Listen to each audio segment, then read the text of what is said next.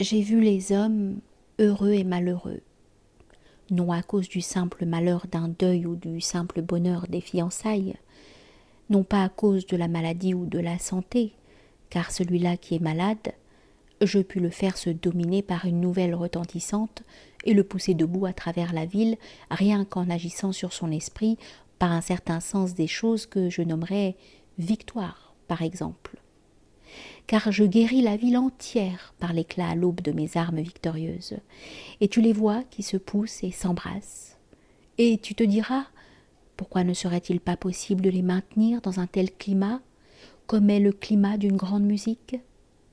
Et je te réponds, parce que la victoire n'est point paysage possédé du haut des montagnes, mais entrevue du haut des montagnes, quand tes muscles te l'ont bâti, mais passage d'un état à un autre. Et n'est rien une victoire qui dure, non plus vivifiante, mais amollissante et ennuyeuse, car il n'est point alors de victoire, mais simple paysage accompli. Alors dois-je vivre dans le perpétuel balancement de la misère et de la richesse.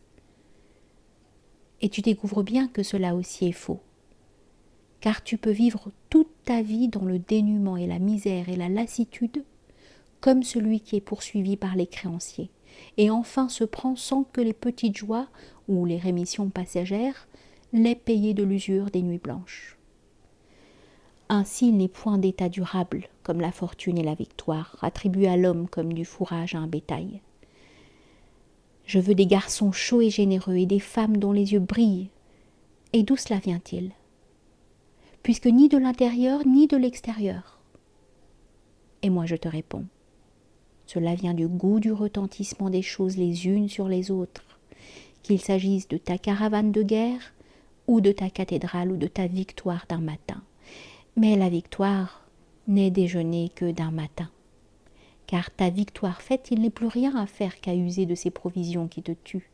Et si ta joie a été vive, c'est que ta communauté, tu l'as sentie avec violence. Car dans la tristesse de la veille, tu t'étais retiré chez toi ou chez tes amis dans ton deuil et le deuil de tes fils. Mais voici que tu la connais, cette victoire, alors même qu'elle se dénoue. Mais qui bâtit sa cathédrale qu'il faudra 100 années pour bâtir? Alors 100 années, il peut vivre dans la richesse du cœur. Car tu t'augmentes de ce que tu donnes, et augmentes ton pouvoir même de donner. Et si tu marches le long de mon année où tu bâtis ta vie, te voilà heureux de déjà préparer la fête sans jamais te constituer des provisions.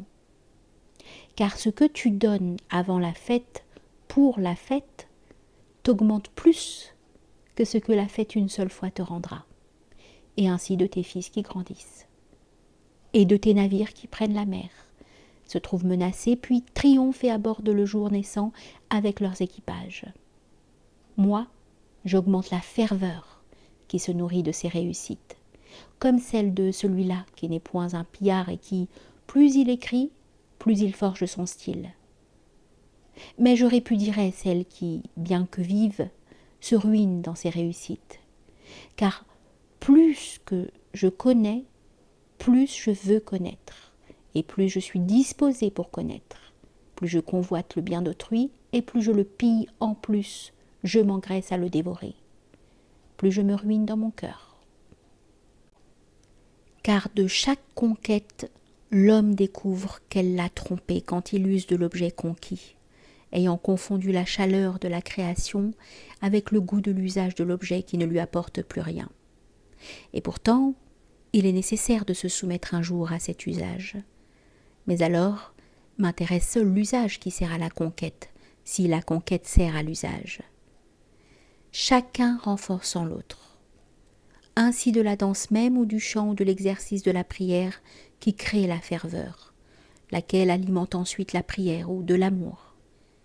Car si je change d'état, si je ne suis plus mouvement et action vers, alors me voilà comme mort. Et du sommet de ta montagne, tu ne jouiras plus du paysage quand il ne sera plus victoire de tes muscles et satisfaction de ta chair.